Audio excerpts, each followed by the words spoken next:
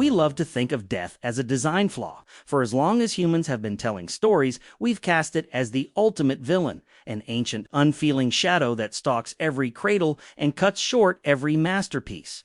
We build monuments, write poetry, and fund multi-billion-dollar longevity labs, all driven by a singular, desperate ambition to fix the glitch, to stop the clock. Imagine that tomorrow morning, the clock finally stops. Not just for the ultra-wealthy, and not through a slow, generational rollout. Suppose a quiet, invisible shift occurs in the collective biology of Earth. A cosmic toggle switch is flipped. Suddenly, cells no longer degrade. DNA replication becomes flawless.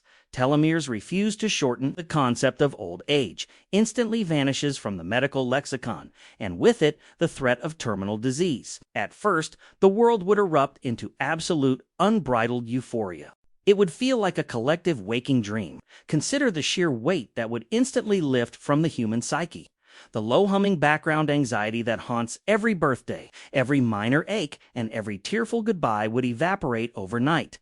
If you are 25, you will remain 25. If you are 80, your joints stop aching, your mind clears, and your body stabilizes. Think of what you could do with an open-ended existence.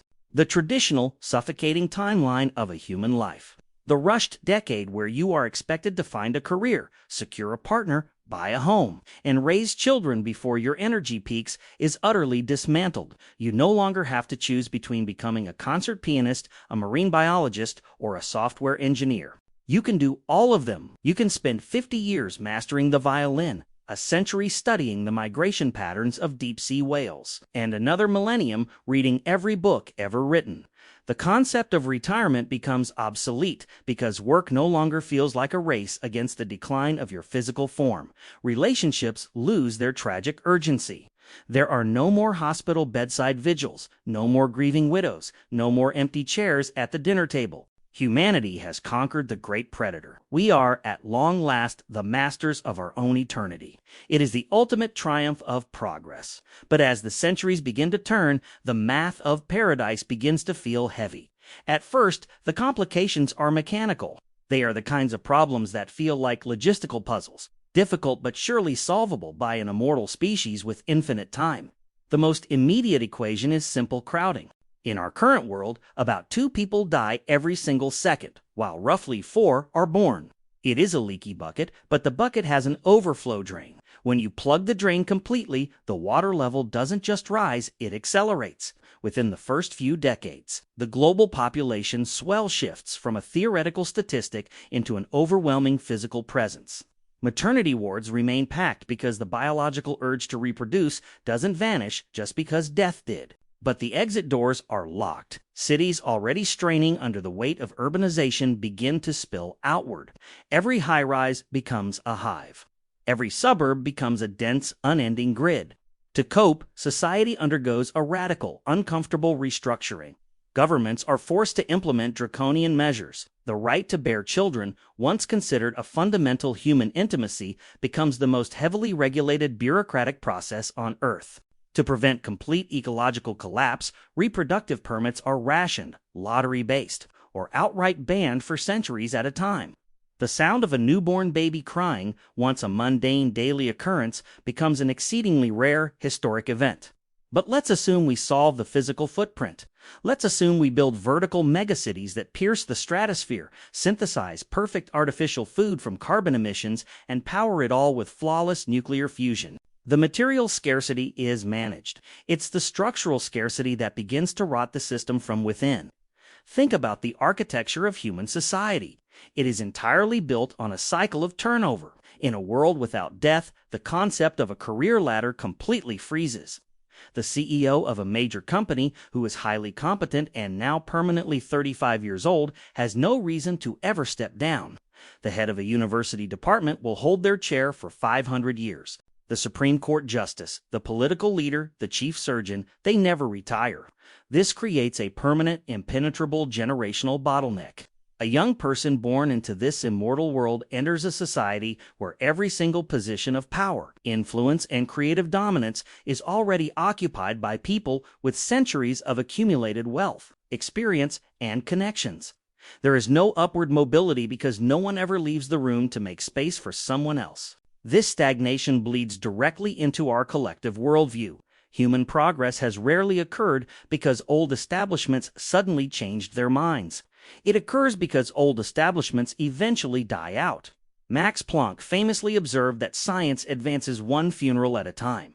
When a generation passes, its stubborn prejudices, outdated dogmas, and rigid ways of thinking pass with it, allowing the fresh, radical ideas of the young to take root. But in an immortal civilization, the status quo becomes immortal too. Political structures harden into permanent oligarchies. Cultural movements grind to a halt. The world becomes governed by an ancient, unchanging elite who have had 500 years to consolidate their wealth and solidify their grip on power. The future ceases to be a frontier of new ideas. It becomes an endless extension of the past. Yet even this political gridlock is merely a surface symptom. The truly unsettling shifts are not happening in our laws or our cities. They are happening inside our minds. When you look at a photograph of a sunset, its beauty is fundamentally tied to its fleeting nature. You watch it because you know that in 15 minutes, the sky will be dark. If the sky remained permanently streaked with gold and purple forever, it would cease to be a spectacular event. It would simply become the background noise of your day. In an infinite life, time undergoes a terrifying psychological devaluation. Right now, your time is valuable precisely because it is scarce. Every choice you make is a profound sacrifice. When you choose to spend an evening reading a book or talking to a friend or working on a project, you are actively trading a piece of a strictly limited currency. That trade gives the action weight. It matters because you cannot get that evening back. But when you have an infinite number of evenings, the currency hyperinflates until it is completely worthless. The psychological urge to act, to build, to create, and to risk is driven entirely by the ticking of the internal clock. It is the awareness of our own expiration that forces us out of bed. It is the knowledge that we will not always be strong enough, or sharp enough, or alive enough to do what we want to do. Without that pressure, the concept of procrastination expands into an infinite void. Why write that novel this century? You can always do it next century. Why apologize to your estranged sibling this decade? You have eternity to mend the relationship. Ambition liquefies into total apathy. The desperate urgency that drove humanity to build the pyramids, map the genome, and voyage to the moon is replaced by a profound, paralyzing inertia. And then there is the problem of risk. In our world, we take risks because we accept that danger is a natural part of a life that is already fragile. But if you are biologically immortal, the stakes of a freak accident become unimaginably high. If a person with an 80-year lifespan goes skydiving, they are risking a few decades of existence. If an immortal person goes skydiving and the parachute fails, they are not just losing a few decades, they are losing an infinite trajectory of potential future life. As a result, a strange, suffocating paranoia takes hold of civilization. To protect their infinite futures, people stop taking risks entirely. Extreme sports vanish. Travel shrinks to highly controlled, sterile environments.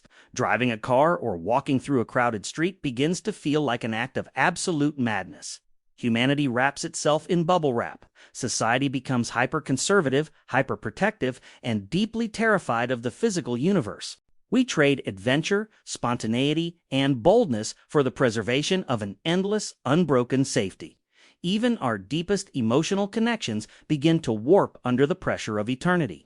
Human relationships are designed around seasons. We promise to love each other until death do us part because that promise has a defined, digestible horizon. It is a commitment to walk together through a specific story. But what does a marriage vow mean when it spans 10,000 years? The idea of staying with one person, maintaining the same dynamic, and sharing the same space for millennia ceases to feel like romance. It begins to feel like a psychological prison. Relationships inevitably fracture, not out of malice, but out of sheer statistical exhaustion. You don't just outgrow a partner over a century. You become entirely different people multiple times over. You become a stranger to your spouse, a stranger to your children, and eventually a stranger to yourself. Our brains were not built for infinity. The human memory is a finite storage device operating on a biological hard drive. It works by filtering, compressing, and discarding the irrelevant to make room for the new and immortal life. The sheer accumulation of data would inevitably break the narrative of the self. After 3 or 4 centuries, the memories of your childhood would fade into abstract myths. You wouldn't remember the face of your first love, the taste of your favorite childhood meal, or the sound of your parents' voices. They would be buried under the crushing weight of thousands of subsequent years of mundane information.